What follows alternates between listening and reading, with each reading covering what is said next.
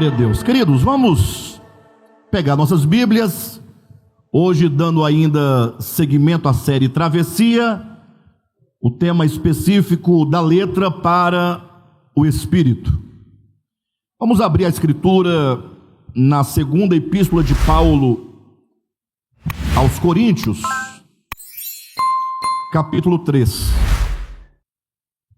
Segunda epístola de Paulo aos Coríntios, capítulo 3.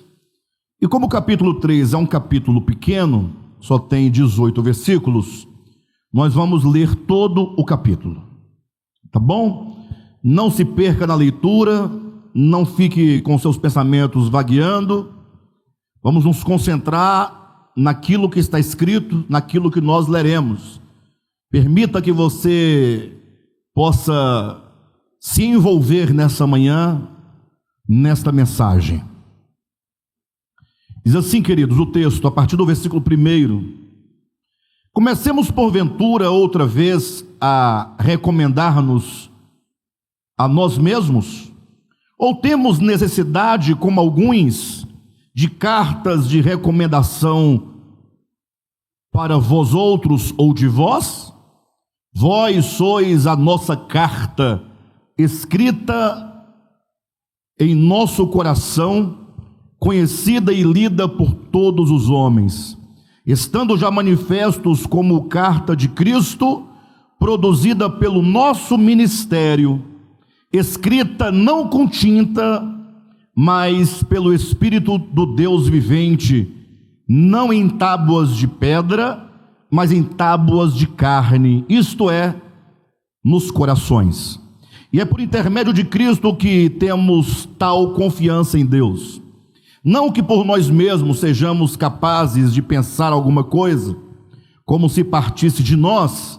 Pelo contrário, a nossa suficiência vem de Deus, o qual nos habilitou para sermos ministros de uma nova aliança, não da letra, mas do Espírito. Porque a letra mata, mas o Espírito vivifica. E se o ministério da morte, gravado em letras em pedra, se revestiu de glória, a ponto de os filhos de Israel não poderem fitar a face de Moisés, por causa da glória do seu rosto, ainda que desvanecente, como não será de maior glória o ministério do Espírito? Porque se o ministério da condenação foi glória, em muito maior proporção será glorioso o ministério do Espírito. Porque se o ministério da condenação foi glória, versículo 9, em muito maior proporção será glorioso o ministério da justiça. Porquanto, na verdade, o que outrora foi glorificado, neste respeito já não resplandece, diante da atual sobre excelente glória. Porque se o que se desvanecia teve sua glória, muito mais glória tem o que é permanente. Tendo, pois, tal esperança, servimos-nos de muita ousadia no falar, e não somos como Moisés, que punha véu sobre a face, para que os filhos de Israel não atentassem na terminação do que se desvanecia, mas os sentidos deles se embotaram, pois até ao dia de hoje, quando fazem a leitura da antiga aliança, o mesmo véu permanece, não lhe sendo revelado que em Cristo é removido. Mas até hoje, quando é lido Moisés, o mesmo véu permanece sobre o coração deles. Quando, porém, algum deles se converte ao Senhor, o véu lhe é retirado. Ora, o Senhor é o Espírito, e onde está o Espírito do Senhor, aí há liberdade. E todos nós, com o rosto desvendado, contemplando como por espelho a glória do Senhor, somos transformados de glória em glória na sua própria imagem, como pelo Senhor o Espírito. Diga amém. Queridos, hoje nós vamos abordar este capítulo 3 de 2 aos Coríntios, que dentro da proposta da série Travessia, é um texto extremamente necessário.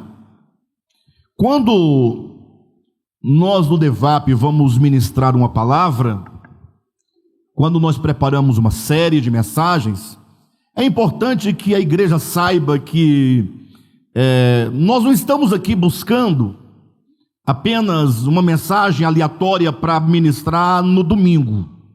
Não é uma questão de entretenimento intelectual ou entretenimento espiritual. Na verdade, pesa sobre os nossos corações um peso de uma responsabilidade quando o trato é igreja. Igreja, enquanto comunidade, reunião daqueles que creem em Jesus Cristo, que abraçam o Evangelho, que têm fé em Jesus e que de alguma maneira depositam as suas almas, sob a condução ministerial de uma igreja. Então, igreja é coisa muito séria, porque ela lida com a alma do ser humano. Ou seja, eu imagino que vocês estão aqui não por outro motivo, até porque não tem outro motivo, senão a palavra de Deus. Ou seja, por vocês terem uma certa preocupação com a alma, com a eternidade, com a espiritualidade, então vocês se dedicam a vida de vocês, parte do tempo de vocês, a estar nesta comunidade, recebendo direcionamento.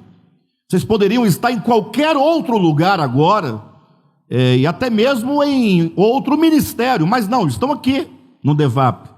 Então assim, o fato é que igreja é coisa muito séria, porque está lidando com a alma, com as coisas do Espírito, com as coisas referentes a Deus, com as coisas referentes à eternidade. E portanto, quando eu me preocupo em trazer algo à igreja, eu primeiramente preciso buscar em Deus a percepção de qual seja a nossa necessidade mais urgente. Ou seja, nós como igreja, agora quando eu falo igreja, pensa em você, pensa no seu irmão, não é? Porque quando a gente fala igreja, a gente pensa em instituição, uma coisa que, não, igreja não existe, igreja são pessoas, a igreja só existe enquanto pessoas, enquanto você e eu e nós todos reunidos. Então o fato é que você deve entender que nós pedimos a Deus o discernimento para saber, Senhor, qual é a nossa necessidade espiritual, e a partir do discernimento da nossa maior necessidade é que nós agora buscamos em Deus, nas Escrituras, as mensagens que serão ministradas. É como, por exemplo, alguém vai ao médico e chega lá, o médico começa a fazer uma série de perguntas sobre o que a pessoa sente, quando sente, como é a dor, qual é o maior do dia, qual é o momento de maior dor, e vai fazer uma série de perguntas sobre alimentação, sobre o seu sono, sobre atividade física e tantas coisas mais, e aí vai pedir alguns exames, porque os exames, na verdade, vão verificar se a intuição do médico acerca do que você sente está correto. Vindo os exames, ele vai saber, olha, o seu problema é este, exame de sangue acusou essa necessidade de vitamina, essa necessidade disso e daquilo outro. Então ele fecha o diagnóstico e agora ele vai prescrever para você, seja uma dieta, seja um exercício físico, seja uma medicação, ou seja até mesmo uma cirurgia para resolver aquele problema. Sim ou não? Ou seja, o médico não pode ficar ali só passando paracetamol para todo mundo, não é? Ignorando que ali tem um ser humano com uma necessidade específica. Então o grande papel dos pregadores, sobretudo dos bispos, dos pastores, aqueles que estão olhando a igreja, que estão tendo aquele cuidado de perceber a necessidade da igreja, é entender o nosso atual momento e buscar então discernir qual é a necessidade urgente e qual é o remédio de que nós precisamos para que nós sejamos curados daquele problema. E é assim que vai sendo gerado na igreja a edificação. Vamos sendo curados, vamos sendo libertos, vamos sendo salvos. Este é o objetivo de sermos igreja e estarmos em igreja, vivermos como igreja, buscando essa mudança dentro de nós. E o fato é que, lendo, no caso, as Escrituras, sobretudo as cartas, né? As cartas de Paulo, então, nós vamos perceber que os problemas que nós temos hoje não são problemas diferentes dos problemas que eles tinham lá no primeiro século. Nossos problemas são praticamente os mesmos. E que, portanto, ao ler as cartas de Paulo, nós vamos aprender com ele, então, o caminho. Vamos aprender o remédio, vamos aprender a receita, vamos aprender como nós podemos nos entender melhor no caminho da fé e como nós podemos, de alguma maneira, tornar mais produtiva a vida cristã, no sentido de nós recebermos o alimento correto, o remédio correto para a cura correta. Amém, queridos? Bem, esse texto que nós lemos aqui, capítulo 3, segundo aos Coríntios, para nós entendermos claramente como o que ele significa, nós precisamos olhar para o contexto desta carta, dessa segunda carta aos Coríntios. Quando Paulo escreve essa carta, imaginem vocês que Paulo, né? Hoje nós olhamos para Paulo e falamos, poxa, Paulo, o grande apóstolo dos gentios. Hoje nós olhamos e vemos, poxa, Paulo, dentre todos os apóstolos, o maior dos apóstolos. Ou não? Alguém pode, não, mas é porque Pedro. Não, Pedro nada. Tratando de apóstolos, Paulo é o camarada, não tem outro. Tanto pelo volume de coisas, de palavra, de revelação que ele nos trouxe, como pelo próprio recebimento, né? Ele, dos apóstolos todos, foi o que mais recebeu de Deus visões, revelações, orientações, o mais bem preparado, que nos legou no mínimo 13 epístolas.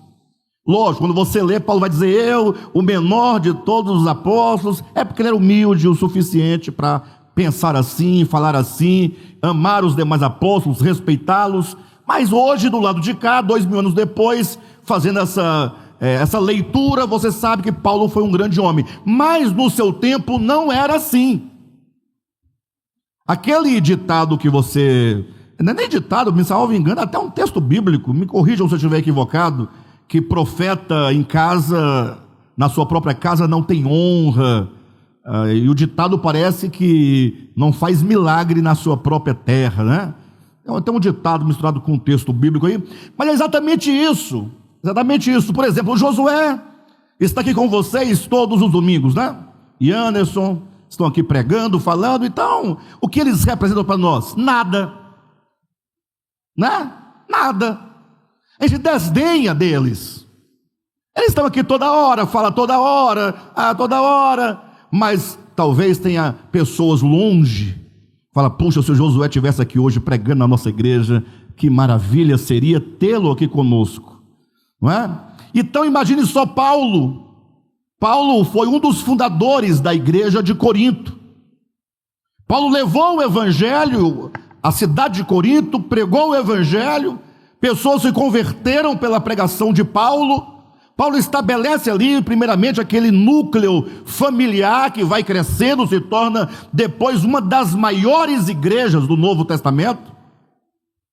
Paulo, com toda a capacidade discursiva, de pensamento, de raciocínio, de entendimento do Evangelho, mas o fato é que, naquele primeiro século, muitos apóstolos ou falsos apóstolos, pseudos apóstolos foram surgindo, cada um com um discurso, com uma ideia, tudo mais, e não passou muito tempo para que a igreja de Corinto, de um modo particular, olhasse para o apóstolo Paulo com um certo desdém, olhasse para Paulo com um certo desprezo.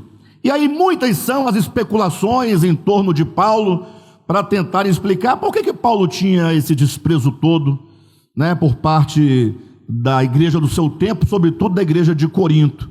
Mas deixando de lado as especulações, o fato é que chegou numa situação em Corinto que a igreja já não queria mais ouvir o apóstolo Paulo. A igreja estava tomada de outros pregadores, tomada de pseudos apóstolos, líderes lá dentro. E Paulo, o cara que fundou a igreja, o cara que estabeleceu a igreja, o cara, não, ele era desprezado, ignorado. Quando então Paulo escreveu a primeira epístola a essa igreja de Corinto, me parece que essa carta foi a gota d'água para o desprezo aumentar. Se vocês já leram a primeira carta aos Coríntios, verão como que Paulo ali aborda uma série de problemas dentro daquela igreja. E Paulo foi verdadeiro, sincero, e não raras vezes severo com aquela igreja. Então a igreja ficou assim meio ranzinza, sabe? Com o apóstolo Paulo, ficou assim meio como que, poxa, o que esse cara está pensando que ele é, né? O que ele acha que ele é o único apóstolo, que só ele que sabe das coisas? Afinal, eles tinham lá na igreja de Corinto pessoas que falavam o que eles gostavam de ouvir, né, que acolhiam e até escondiam os erros da própria igreja. Então a igreja ficou assim um pouco ressabiada com o apóstolo Paulo. Foi então quando ele escreve esta segunda epístola. Essa segunda epístola, já houve quem dissesse que ela se assemelha muito a uma autobiografia, como que essa segunda epístola fosse um espelho, um reflexo do próprio apóstolo Paulo, como se Paulo se colocasse à frente dessa carta, como se justificando constantemente, não acerca exatamente de si, mas defendendo o seu ministério. Por isso que Paulo vai começar esse capítulo 3, nós vimos aí, né, no versículo 1, como que ele começa com essas palavras: começamos porventura outra vez a recomendar-nos a nós mesmos. Será que nós temos que nos recomendar a vocês, ou que seja a outras pessoas? Então veja como que ele vai colocando: ou temos necessidade, como alguns, de cartas de recomendação para vós outros, ou de vós. Eu só ver esse barulhinho aqui, queridos, que eu tenho TDAH, e a minha esposa diz que eu sou TEA, num nível brando, né? Porque professores, você sabe como é que são os professores, né? Professor vive olhando para os alunos, identificando, né? E a Jane então chega da escola, ela olha para mim: eu acho que você tem grau tanto. Fala: minha filha, calma que eu já não estou bem. Você vai colocar isso na minha cabeça, aí eu vou assimilando isso, né? Aí qualquer coisa me desconcentra, mas é verdade, qualquer coisa tira a minha atenção. Então Paulo, voltando aqui ao ponto, ele pergunta: será porventura que nós vamos ter que agora ficar nos recomendando, ou precisando de carta de recomendação para vocês ou de vocês? Ou seja, Paulo, ele começa aqui uma mensagem como que em defesa, mas vamos observar que a defesa não é a defesa da sua própria pessoa. Não era um homem enciumado porque havia outros apóstolos ou pseudos apóstolos na igreja. Não, Paulo, ele está em defesa da verdade, e este é o ponto que nós temos que assimilar essa manhã. Paulo está em defesa do ministério que ele recebera de Deus, e que ele tinha certeza que era o único ministério possível, capaz de fazer o homem, aquele que crê no Evangelho, a ser conformado plenamente à imagem do Filho. Agora cuidado, porque a ideia de ministério que nós temos hoje não é a ideia de ministério que se tinha naquele tempo. Hoje em dia, quando se fala de ministério, fala-se muito assim, não sei se já ouviram: o ministério do pastor Alexandre, o ministério do pastor fulano, o ministério do pastor Beltrano. Em certo sentido dá certo, ou seja, a incumbência que cada um desses receberam. O problema é que hoje, me parece que para cada fulano que tem um ministério, ele tem uma visão diferente do Evangelho. Ou seja, cada um apresenta o Evangelho à sua própria maneira, à sua própria visão. E o Evangelho não pode ser assim, porque o Evangelho é um. O Evangelho é uno. Não existe um Evangelho para cada pastor, um Evangelho para cada denominação. Não. Se há muitas denominações e há muitos ministérios, no sentido de muitos evangelhos, porque se diferem um do outro e são inconciliáveis na maioria das vezes, então tem muitos falsos evangelhos aqui. Se há muitos, não podem ser verdadeiros todos eles, porque o evangelho é só um. O evangelho é Jesus, é a sua obra, são os seus ensinamentos, sua vontade, conforme nos foi revelado e legado por meio das Escrituras Sagradas. Agora, naquele tempo, na verdade, quando Paulo está em defesa do ministério, certo, era o ministério que ele representava, era o ministério que ele exercia, mas é certo que todos os demais apóstolos verdadeiros, assim como todos os demais, todos os pregadores genuínos, todos os profetas genuínos devem estar dentro do mesmo ministério. Ministério é o modo como Deus está trabalhando para levar a cabo a sua vontade. Logo, o ministério é a priori de Deus. De quem é o ministério? É de Deus. O que é o ministério? Ora, é como Deus desejou e como Ele desenhou o modo como Ele vai trabalhar. O que Ele vai realizar, como Ele vai realizar, quando Ele vai realizar, por meio de quem que Ele vai realizar. Então Deus tem esse ministério que Paulo aqui está defendendo, e humanamente falando, é o ministério de Paulo, mas que é o ministério de Deus, colocado sob a incumbência de Paulo, colocado sob a incumbência de Pedro, colocado na incumbência de João, na incumbência de cada um daquele que é chamado para levar a cabo o ministério. Então, quando Paulo começa aqui agora a escrever o capítulo 3, na verdade toda essa epístola, né? Hoje vamos falar somente do capítulo 3, ele está aqui não em defesa própria, ele está aqui em defesa do ministério. E, portanto, compreender o que é esse ministério a que Paulo faz defesa é extremamente importante, porque quando Paulo fala do ministério, ele vai chamar ministério da nova aliança, ministério do Espírito, ministério da justiça, ministério, né? Esse ministério do Novo Testamento, ele está falando, argumentando contra um outro ministério. Paulo, ao anunciar o ministério do Novo Testamento, da nova aliança, ele está contrapondo e defendendo esse ministério da nova aliança contra um outro ministério, chamado ministério da antiga aliança. Na verdade, Paulo está ensinando à igreja a grande necessidade que se tinha então, na época, e que se tem hoje também no nosso tempo, a grande necessidade de que aquelas pessoas fizessem a sua travessia, transitar do Antigo Testamento para o Novo Testamento.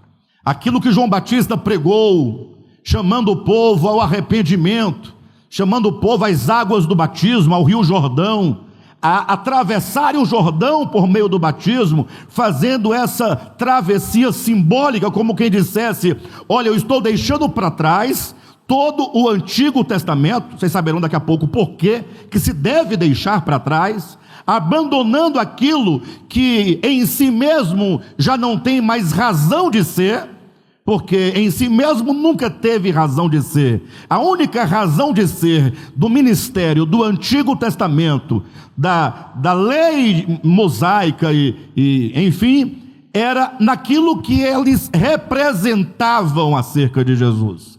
Em si mesmo, nenhum valor. Perdoe-me aqueles que, tem paixão por essas coisas e tem fé nisso, mas o sábado do sétimo dia, por exemplo, em si mesmo é o quê? É um dia. É só um dia. Na verdade, não é nem dia não existe, né? Dia é o nome que nós damos a uma contagem quando a Terra faz um giro em torno de si mesma, não é isso? Não é? O movimento de rotação fez um giro completo, nós chamamos de dia. Aí o sol vai para lá, vem para cá, tal, rodando tudo direitinho. Mas o sábado, ele só tem valor nas páginas do Antigo Testamento, naquilo que ele representa. Uma vez que chega Cristo, e ele traz consigo toda a realidade que o sábado representava, agora esse valor está aqui no próprio sábado. Cristo é o próprio sábado, Cristo é o próprio descanso do homem. Não mais um dia da semana que representava, que lembrava, que predizia, que apontava, que prenunciava. Afinal, Jesus foi aquele que disse àqueles que estavam cansados do jugo do pecado e também do jugo da lei. Ele disse: vinde a mim, todos vós que estáis o quê? Cansados e sobrecarregados, e eu vos aliviarei. Tomai sobre vós o meu jugo e aprendei de mim, que sou manso e humilde de coração, e quando vocês vierem a mim, encontrarão descanso para as vossas almas. Então veja que quando Paulo apresenta e defende o ministério do Novo Testamento, ele está contrapondo a um outro ministério, que é o ministério da lei, que é o ministério da letra, que tinha um propósito específico, mas que ele acabou completamente com a encarnação de Cristo Jesus, em quem todas as coisas que havia no Antigo Testamento se cumprem. Em Jesus tudo se cumpre, em Jesus tudo se realiza. Ele é a substância, ele é a realidade de tudo o que se tinha lá no Antigo Testamento. Então Paulo está dizendo da grande necessidade. Esse capítulo então está dizendo agora a igreja, já há alguns anos depois da morte, depois da ressurreição de Jesus, depois do Pentecostes, dizendo para a igreja daquele tempo: olha, vocês precisam fazer a transição de um testamento para o outro, de uma aliança para outra, fazer essa travessia de vocês, porque do contrário, vocês terão um grande prejuízo. E agora, olhando depois de 2000 anos para a igreja atual, nós percebemos que essa transição continua sendo necessária. E eu conheço centenas de pessoas, milhares de pessoas que defendem o Novo Testamento como sendo o ministério desse tempo. Pessoas que pregam, pessoas que defendem. Mas eu observo que, a despeito de pregarem, de defenderem e até de acreditarem que o Novo Testamento é o ministério dessa era, essas pessoas, ou muitos de nós, ainda não fizemos essa transição. Porque não é uma questão de você trocar, digamos, o símbolo do cordeiro, o cordeiro que era apenas um símbolo, trocar por um enunciado do Novo Testamento. Não é você mudar das tábuas de pedra para as folhas de papel da sua Bíblia. Não é uma questão de você transitar de um mero modo de pensar para outro. É possível que você esteja todos os dias defendendo a ideia de Novo Testamento sem nunca tê-lo experimentado. Por isso o capítulo 3 dessa carta é extremamente importante. Então Paulo, para poder fazer a defesa desse ministério e torná-lo compreensível à igreja de Corinto, ele começa com uma primeira argumentação. Estão aí nos versículos 2 e 3 do início dessa epístola, quando o apóstolo vai dizer: olha, preste atenção. Será que nós precisamos de cartas de recomendação. O que é uma carta de recomendação? Imagine só, não é? Eu vou a algum lugar, a pessoa fala, eu não te conheço, não sei. Fala, não, eu vou trazer para você uma carta de alguém que me conhece, também te conhece, e a pessoa vai me recomendar. Josué, faz uma cartinha para mim. Josué escreve lá uma cartinha, olha, recebe o pastor Alexandre, pessoa bacana, pessoa boa, prega o evangelho e tal. Aí eu levo a carta para a pessoa chega lá, eu vou receber você porque eu tenho aqui uma carta que recomenda você a mim. Paulo diz, será que nós vamos ter que ficar agora atrás de carta de recomendação? Uma carta que nos recomende? Ele diz, ora, o nosso ministério, que é o ministério do Novo Testamento, não carece de cartas. E por que o ministério do Novo Testamento não carece de carta? É a primeira argumentação de Paulo para explicar o que é o Novo Testamento. Ele vai dizer, porque o ministério do Novo Testamento, preste atenção, o ministério da nova aliança, entenda, ele é o ministério em que as palavras de Deus e a vontade de Deus, elas não são escritas num papel, numa carta, não são escritas em tábuas de pedras, não.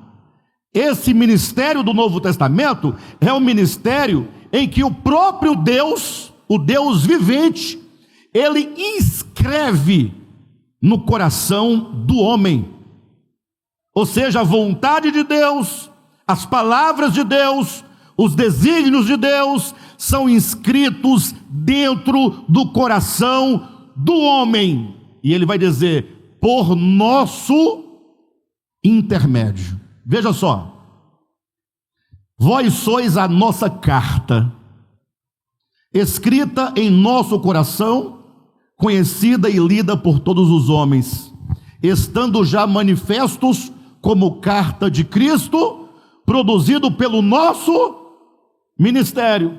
Ou seja, Paulo exercia um ministério. Como é que ele exercia o ministério? Fazendo campanha. O dia da colheita, as primícias, jejuando, subindo no monte. Como é que Paulo cumpria o seu ministério?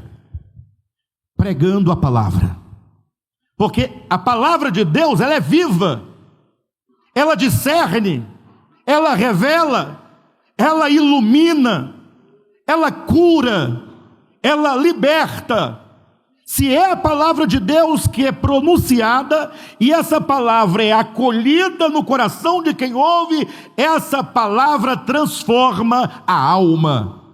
E na medida que a palavra de Deus é pregada no poder do Espírito Santo, pelo cumprimento do ministério através dos ministros de Deus, o próprio Espírito de Deus vai escrevendo a palavra de Deus no coração daquele que ouve, daquele que crê, daquele que recebe. Não é uma questão de uma semente jogada à beira do caminho. Esse é momento de conversão. Estamos aqui falando de processo de igreja. O semeador fala a palavra semeada para a conversão. Aqui já é o convertido que está dentro de um processo de salvação. Ele precisa ser efetivamente salvo agora, a cada dia.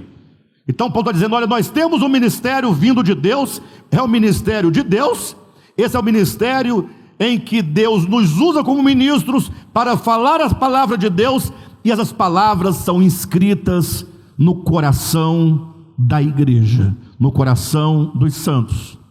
Tudo bem que passa pelo ouvido, é verdade, lógico, passa pela mente, é verdade, você tem que compreender, mas sobretudo, como diz, escrita, não com tinta. Essa é a característica do Novo Testamento.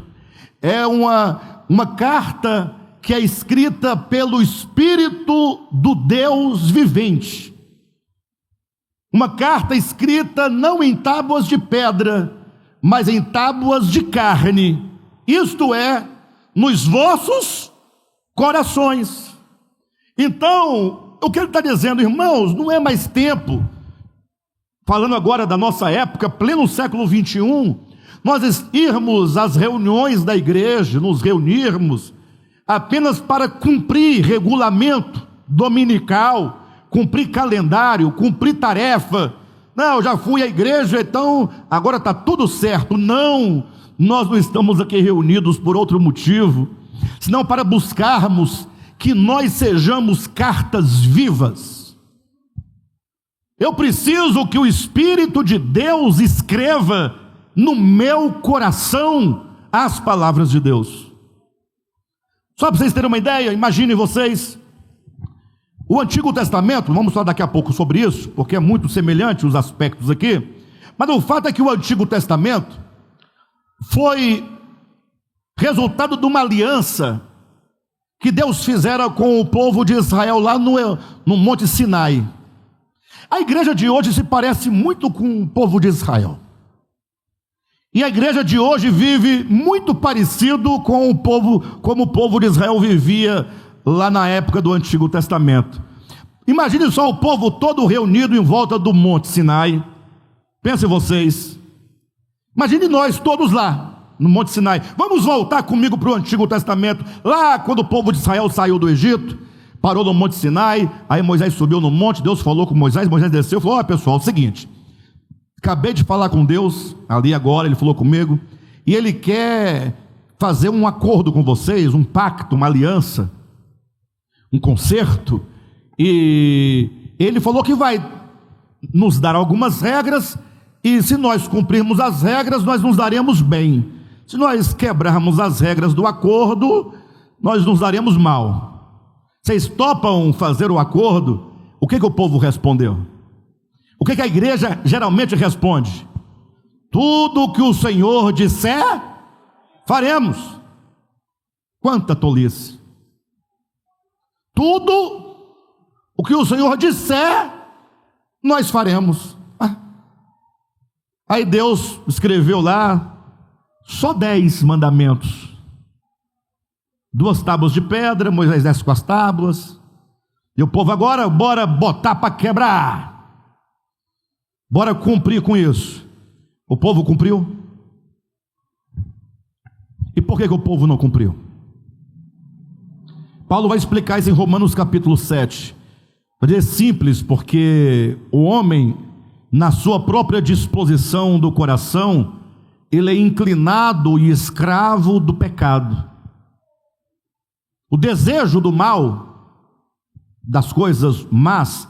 Quando eu falo coisas más, não é somente as coisas más, não, também as coisas más também, tem muitas coisas más, com as quais a gente convive diariamente, aquela maldadinha pequena, só para beliscar, só para incomodar o outro, tem muito disso, mas o fato é que o homem no coração, ele é inclinado à maldade, ao passo que nas tábuas de pedra, que não tem nada a ver com o homem, estava lá, estava escrito: não faça isso. E o homem, tá bom, não vou fazer, mas na hora faz. Aconteceu que o povo de Israel quebrou a aliança. Tão logo Moisés descera do monte, o povo já estava quebrando a aliança. É mais ou menos aquela música do Reginaldo Rossi. Tem uma música interessante, eu não vou lembrar agora o nome da música, mas é um camarada dizendo: rapaz, olha, vai dar tudo errado esse casamento. E aí ele fala: olha, essa menina aí, ó, ele fala da frase final: vai trair o marido na lua de mel. Aí tem gente que fala assim: olha que coisa, pastor, ouvindo essas músicas do diabo. O que do diabo? Você trai o marido na lua de mel e coloca a culpa no diabo. O diabo está com medo de você. É uma música que retrata condições de vidas de pessoas, não somente incrédulas, mas também de igrejas. As coisas acontecem dentro de igreja, ou não? Para. Aqui não, graças a Deus. Mas tem muito lugar que acontece. Bem, mas o que tem a ver com Moisés? É que o povo quebrava a aliança com Deus na lua de mel, acabara de se casar, de se unirem em aliança no Sinai, quando Moisés está descendo lá, trazendo as tábuas, está lá o povo já em prostituição espiritual com um bezerro de ouro. Lembra da situação? Ou seja, não esperou nem passar um mês de casamento. E daí para frente, o povo de Israel nunca cumpriu, nunca foi fiel. Leia depois o livro de Oséias para vocês entenderem que a metáfora não é exagerada da minha parte. Deus, querendo mostrar a condição pecaminosa de Israel, o comparou a quê? A uma mulher, Gomer, que traía seu marido, mas não era uma traiçãozinha, não. Ela ia para... Qual é a palavra que eu vou usar para que vocês não se escandalizem? Prostíbulo, eu acho a palavra feia, prostíbulo. É feia essa palavra, esquisita. Cabaré é mais feia ainda, né? Casa da Luz Vermelha. Vocês entenderam? Ela ia para lá. E Deus, querendo mostrar a condição de Israel, comparou a uma mulher dessa natureza com essas atitudes. Ia lá, Oséias, coitado, Deus mandava buscar de volta. Vai buscar tua mulher. É tua mulher, rapaz. Lá ia o coitado do Oséias. Mas tem Oséias, viu, irmãos, na igreja. Mas quando Deus manda, obedece. Ia lá Oséias buscar. Ô, meu bem, vim te buscar. Bora, meu bem, bora voltar para casa. Aí deixava os amantes para trás, lá na casa estranha. Trazia de volta para casa. O coitado do Oséias não dormia mais, vigiando a mulher, tal. Um dia foi fazer um café. Quando acabou de fazer o café, que voltou com o café, cadê a mulher? Já tinha sumido de novo. Lá vai ele buscar a mulher de volta. 30 vezes busca. Enfim, mas para você ver que não é exagero a metáfora aqui utilizada. O povo de Israel nunca cumpriu, até que um dia Deus, por boca de Jeremias, falou assim: pessoal, é o seguinte, olha, atenção, eis aí vem dias, diz o Senhor, em que eu farei nova aliança. Deus casado com Israel, Israel com infidelidade para com Deus, vivendo para adorar outros deuses, e Deus fala: vamos fazer o seguinte, eu vou fazer uma nova aliança. Essa vocês quebraram, essa aliança não tem mais valor, então eu farei uma outra aliança. Aí alguém observando pergunta: mas Deus, vai adiantar fazer outra aliança com esse povo? Sabe quando você casa e dá tudo errado, dá esses problemas tudo que eu acabei de contar aqui, e aí você todo já esculhambado, fala: vou tentar de novo, só que agora eu vou fazer, nós vamos nos casar de novo. Aquele casamento você rasga aquele lá, agora vamos de novo para o cartório, de novo para a igreja, de novo. Aí alguém fala: rapaz, mas vai funcionar? Casar de novo resolve? Com a mesma pessoa? Deus fala: resolve, porque eu agora sou o garantidor de que vai dar certo. E qual é a garantia? Ele disse: farei nova aliança, não conforme aquela primeira. Não, aquela não funcionou, porque o homem tem dentro de si uma disposição voltada para o mal, e a aliança que eu fiz lá foi escrita em tábuas de pedra. Agora, na nova aliança, eu vou garantir essa aliança, inscrevendo a minha vontade dentro do coração do homem.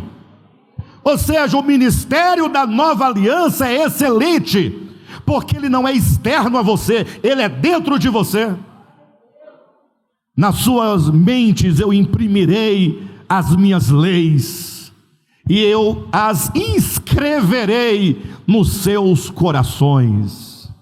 Isso é para o cumprimento do que está lá no livro de Ezequiel, capítulo 36, salvo engano, versículo 26 e 27, quando Deus fala: eu lhes darei um novo espírito, e eu lhes darei também um novo coração. Eu vou tirar o coração de pedra e vou colocar um coração de carne. Por que que Paulo está dizendo que a nova aliança é superior? Porque ela se inscreve dentro do coração do homem. Por que a nova aliança é superior à antiga? Porque ela não é uma aliança da letra, ela é uma aliança do Espírito. Essa é a segunda razão que Paulo apresenta, 2 Coríntios capítulo 3, versículo 6, quando ele fala: a nossa suficiência vem de Deus, que nos fez ministros de uma nova aliança. Amém? A nossa suficiência vem de quem? De onde vem a sua suficiência? Agora presta atenção neste ponto. De onde vem a sua suficiência? Vamos lá, ajuda aí, pessoal. De onde vem a sua suficiência? Está ali, ó. Não que por nós mesmos sejamos capazes de pensar alguma coisa como se partisse de nós. Pelo contrário, a nossa suficiência vem de Deus. Para um pouquinho. Sabe por que nós andamos capengando, tentando realizar coisas mínimas da vida cristã e ainda assim não conseguimos? Sabe por quê? Porque você toma a vontade de Deus na forma de mandamento exterior. Querem ver uma coisa? Vamos lá. Me lembre de algo aí, vocês aí, Josué, me ajuda aqui. Um mandamento do Novo Testamento que devemos realizar, que seja simples, básico, ajuda aí. Alguma coisa? Alguém lembra? Hã? Não, que seja simples. Hã?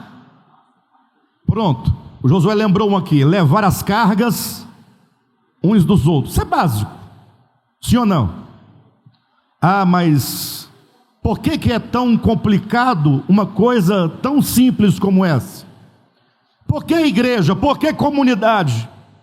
Ora, porque eu preciso atentar para o sofrimento do meu irmão, a dificuldade do meu irmão e auxiliá-lo. Porque se eu não sirvo para auxiliar o meu irmão, eu não sirvo para nada. Sim ou não? Mas por que é tão difícil?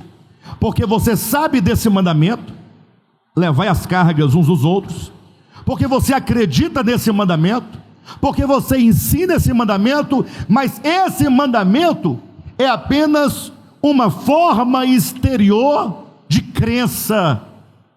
Você está igual o povo de Israel. Isso não entrou no seu coração, ainda não foi inscrito no seu coração.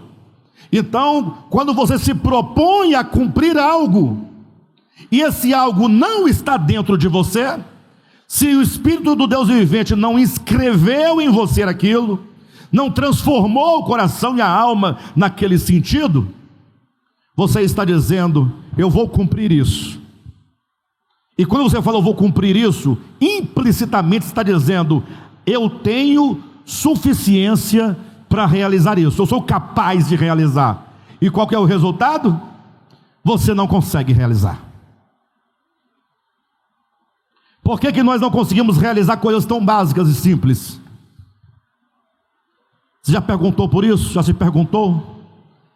Quantas vezes você tentou coisas tão básicas, tão simples, e até você começou a fazer, você fez uma vez, ficou feliz, fez outra, e aí passou o tempo, você esqueceu que tinha se comprometido com aquela causa, aí você está vendo tudo errado, até que um dia você... Ixi, agora que eu me lembrei que um dia eu comecei, e eu nem me lembro quando foi que eu abandonei isso. É porque a sua suficiência vem de quem? Está vindo de você mesmo. Paulo diz na nova aliança: a nossa suficiência vem de Deus, o qual nos habilitou para sermos ministros de uma nova aliança. Não da letra. Não da letra. Entenda que a relação aqui é: aquela primeira aliança lá do Sinai, ela não funcionou, ela não deu certo. Por quê? Porque era uma aliança da letra. O que é a aliança da letra? Entre Deus e o povo de Israel havia um contrato, um papel. No caso lá, tábuas de pedra. Aí você olha para as tábuas de pedra, você sabe que você até sabe que é bom, está tudo certo, não tem problema com a lei. O problema sou eu, cuja inclinação é diferente, ou pende para o lado oposto do que a lei pede. A antiga aliança é a aliança da letra. Vocês já viram por aí, por exemplo, alguém discutindo sobre trindade? Alguém já ouviu? Debate. Pai, Filho e Espírito Santo. Não, vamos mudar. Já ouviram algum debate entre cristãos sobre batismo? Qual é a fórmula do batismo? Ao batizar o indivíduo, deve-se declarar: eu te batizo, aí falar em nome do Pai, do Filho e do Espírito Santo? Ou, ao batizar, deve-se dizer: eu te batizo em nome de Jesus? Já ouviram esse debate? Nunca ouviu? Você sabe que esse ministério aqui batiza em nome de Jesus Cristo, né? Alguém já ouviu aqui o DEVAP dizendo: batizamos em nome do Pai, do Filho e do Espírito Santo? Alguém já ouviu? Nunca ouviu. Ele fala: batizamos na autoridade do nome de Jesus Cristo, não é? Nós não debatemos isso, não discutimos isso, mas os cristãos estão debatendo qual é a fórmula correta. Aí eu pergunto: o batismo em nome do Pai, do Filho e do Espírito Santo, ou que seja, na autoridade do nome de Jesus, isso é coisa do Antigo ou do Novo Testamento? De onde é a doutrina do batismo? É antigo ou é novo? Então as pessoas que estão debatendo isso estão no Novo Testamento? Sim ou não? Sim ou não? Então eles estão interessados no Novo Testamento. Mas onde está o seu interesse? Na fórmula. Eles estão interessados no dogma do batismo. Qual é a forma correta? Existem palavras mágicas a serem ditas para que aquele rito tenha algum valor, algum poder sobre o indivíduo? Quem aqui foi batizado com a fórmula em nome do Pai, do Filho e do Espírito Santo? Deixa eu ver a mão. Muito bem, muito bem. Para você que foi batizado dessa fórmula, a pergunta é: resolveu a sua vida? Não? Você saiu de lá, falou: agora, nova criatura, lembra? Todo mundo que sai pensa isso, para de bobagem. Agora vai para onde? Próximo culto, você não teve força de levantar da cama para ir? Próximo culto, já não foi. O que é preguiça? Preguiça. Aí você foi com o tempo desconfiado e falou: será que meu batismo valeu? Porque eu continuo ladrão, eu continuo fofoqueiro, eu continuo com impurezas na mente, no coração, continuo avarento, eu falei mentiroso já? Mentiroso, trapaceiro, espertalhão, iracundo, divisivo, faccioso. Não mudou nada. Se a igreja é a reunião dos batizados, então esse batismo ritual não vale nada. Olha lá, hein? Por que não vale nada? Porque se o batismo ritual, não é o batismo, se o batismo ritual valesse alguma coisa, não teria divisão na igreja, não teria contenda na igreja. Presidente da CIB não brigava com a vice-presidente da CIB. Dirigente de círculo de oração não era fofoqueira. Não seria. Mas não todas, lógico. Não. Tem algumas que não são fofoqueiras, mas mente com a beleza. Mente. Tem umas que não mente, mas é hipócrita. É uma forma de mentira mais velada, né? Enfim, o batismo ritual, embora parte do Novo Testamento, enquanto eles estão discutindo a forma ritual, o dogma nada está acontecendo, essas pessoas não estão efetivamente no Novo Testamento, porque o Novo Testamento, a nova aliança, não é de quê? Não é da letra. Em nome do Pai, do Filho, é letra? É ensinar isso, não é letra? Vamos ler o que está escrito. E de batizar em nome do Pai. Como é que está na sua Bíblia? Lê na Bíblia, do Filho, do Espírito, está aqui escrito. Tanto é que os crentes, a primeira coisa que eles perguntam o que é, que você fala alguma coisa, onde está escrito? Não é que não deve estar escrito, não, tem que estar. Mas a única preocupação do dogmático é se está escrito, para ele poder carregar o texto na memória, para ele jogar na cara de quem discorda dele. Ele quer o texto para dizer que ele tem a opinião certa, a doutrina certa, que ele tem a doutrina ortodoxa, só que a vida dele está esculhambada. Eu gastei tempo para entender isso, irmãos. Para eu entender isso, Deus teve que me expor a muitas vergonhas. Foi. Porque eu achava que estava tudo certo. Aí Deus falou assim, então tá bom, então vamos por aqui. Aí Deus foi me expondo em situação A, situação B, situação C. E eu fui vendo, olhando para mim, eu fui ficando achando estranho. O que está acontecendo comigo? Aí o Espírito Santo falava, nada. Falei, como nada? Olha a minha situação. Não, mas isso aí é você. Você sempre foi isso. Não era. Era, você estava apenas com a capa de fingimento, de hipocrisia, de falsa santificação, com a mente embotada, entendimento embotado. Você, Alexandre, precisa do verdadeiro batismo. Ou seja, o batismo verdadeiro não é da letra, é do Espírito. É quando o Espírito Santo conduz o camarada na sua alma, no seu espírito, no seu coração, para se unir a Cristo na sua morte e na sua ressurreição.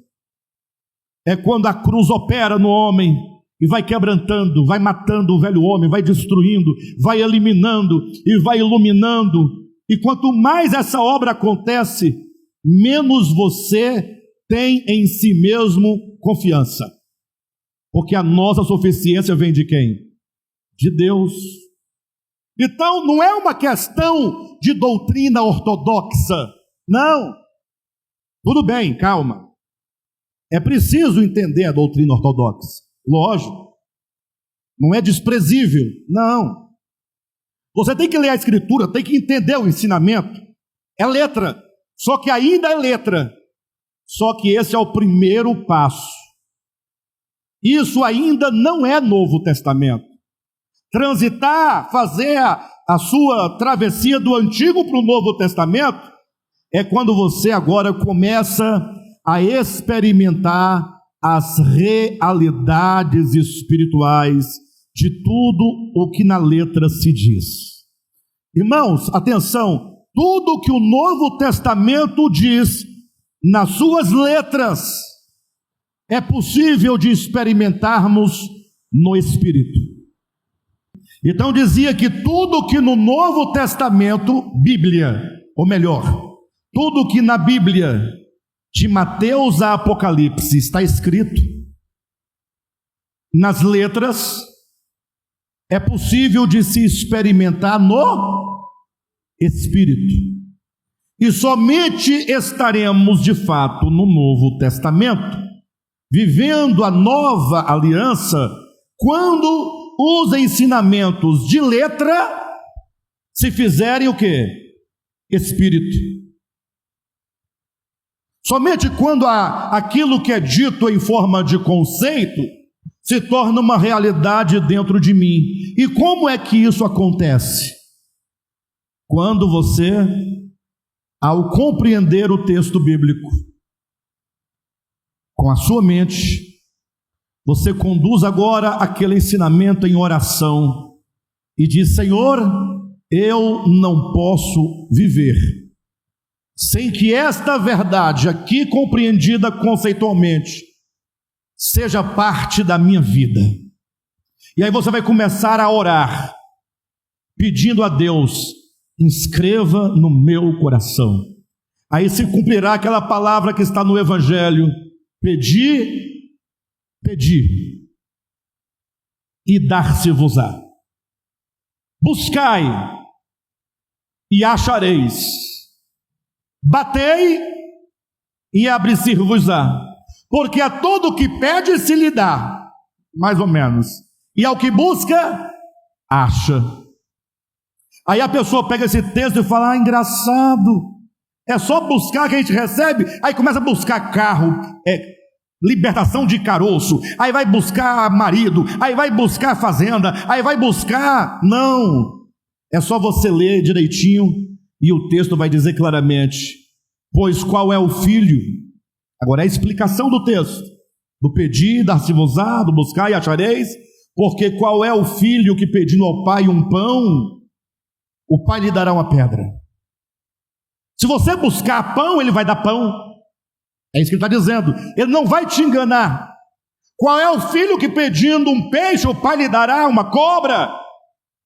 Ou seja, quando Jesus falou pedir e dar-se-vos-á, ele está dizendo: o pai não mente, o pai não engana, e se você buscar, você vai encontrar. E ele fecha dizendo: assim o Pai vos fará, o Pai Celeste, a todos os que lhe pedem o Espírito Santo.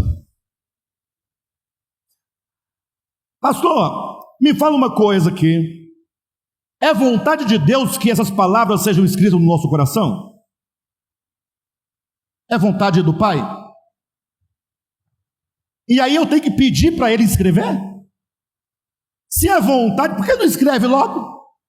Para você acordar do outro dia, está tudo escrito, e você, aquela coisa, mas se Ele assim o fizesse, Ele poderia estar cometendo um grande erro e um grande mal.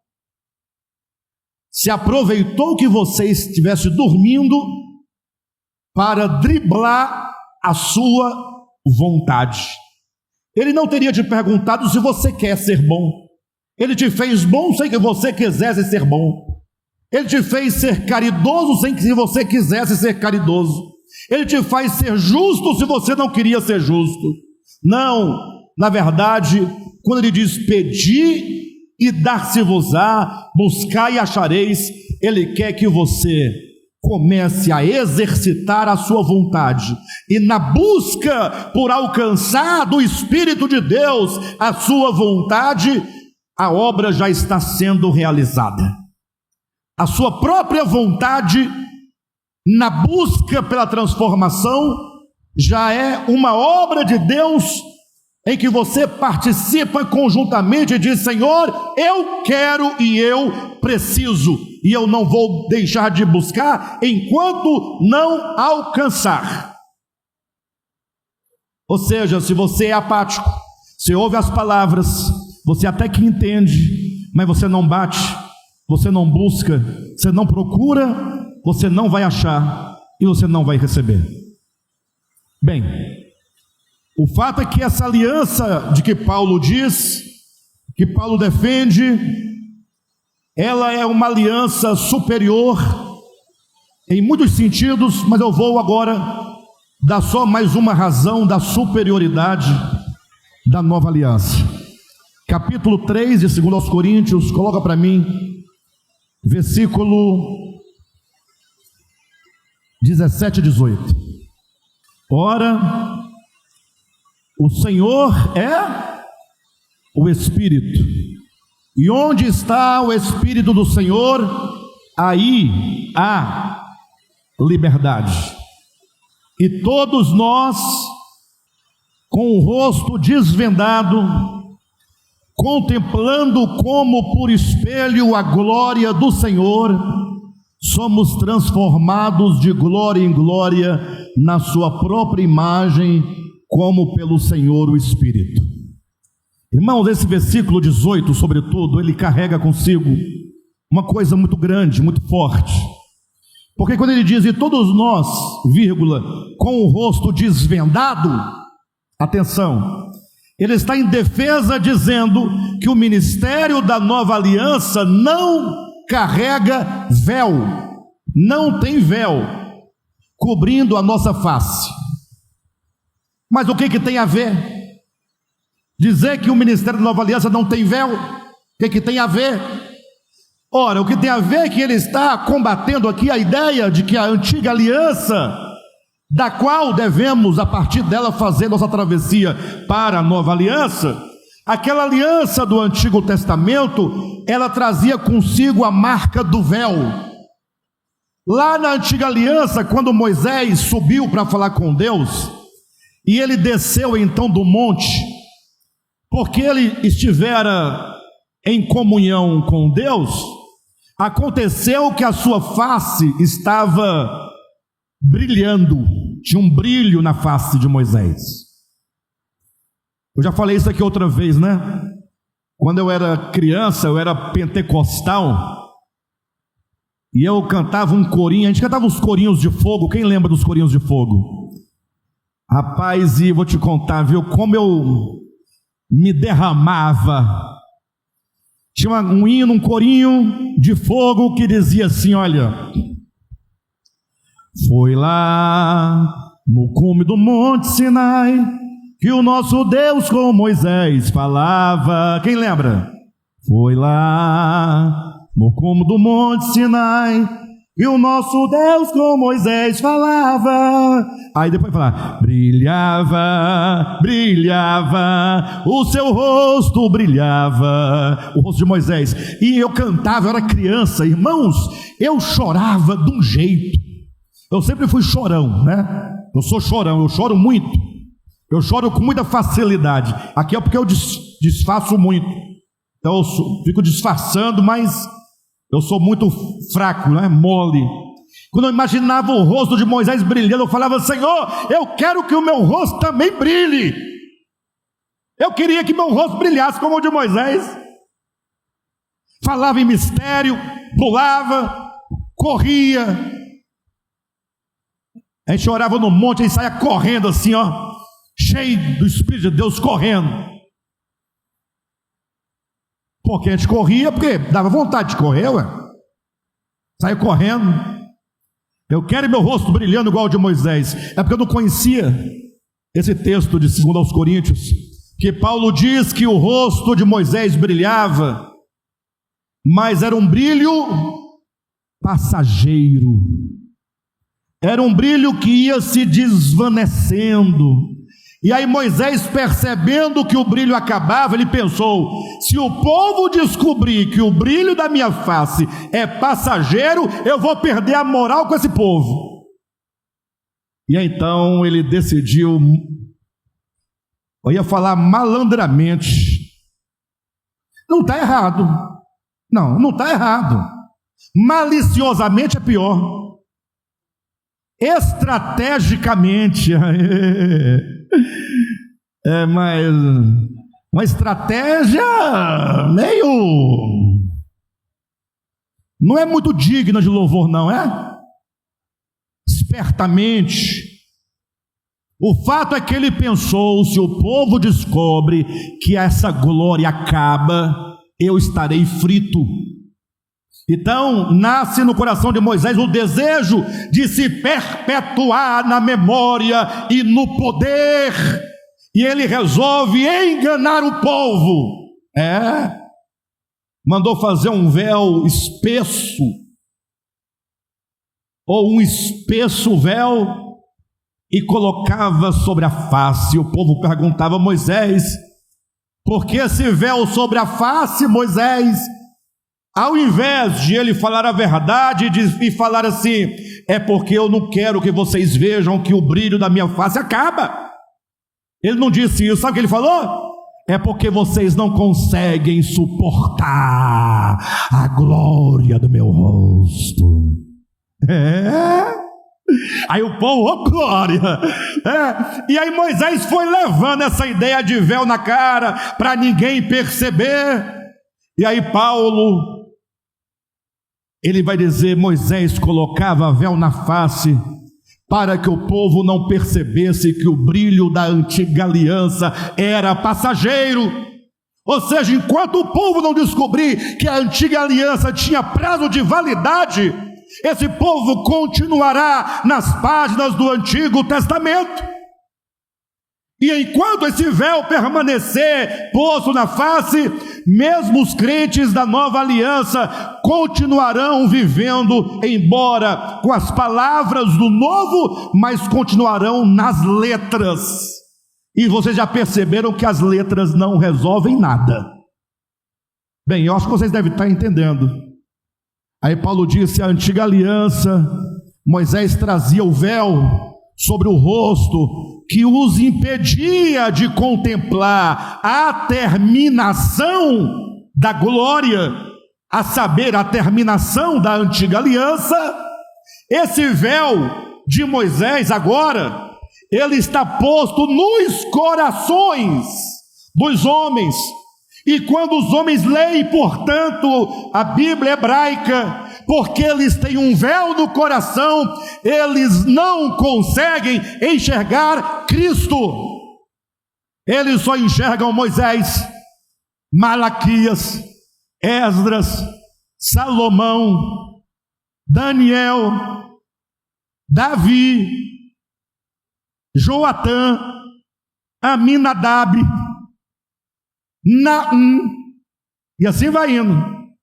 Observem bem as mensagens dos dias de hoje, as pregações. Chega lá o pregador e fala: hoje eu vou falar para vocês, meus irmãos, sobre as 5 pedras da funda de Davi. Sim ou não? E a primeira pedra é a perseverança. Você que está desistindo, não desista. E a segunda pedra é a fé. Você está desacreditando, mas hoje você vai ver que você vai derrubar esse gigante. O gigante pode ser um grande desemprego na sua família. Não é assim? E daí? E daí? Ah, mas não pode. Não pode. A palavra que salva é a palavra de Cristo. Por isso que Paulo vai dizer: pregue a tempo e a fora de tempo. Prega a palavra.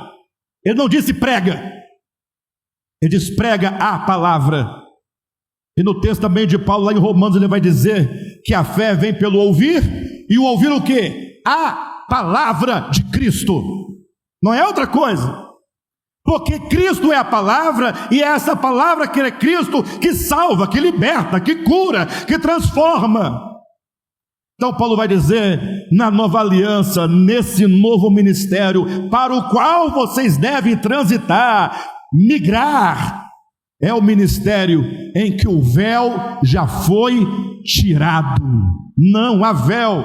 Na nova aliança você precisa levar a sério, não pegando apenas as palavras e os textos e as letras da Bíblia, mas com o rosto desvendado. Você na nova aliança precisa contemplar o rosto do Senhor. Não temos saída.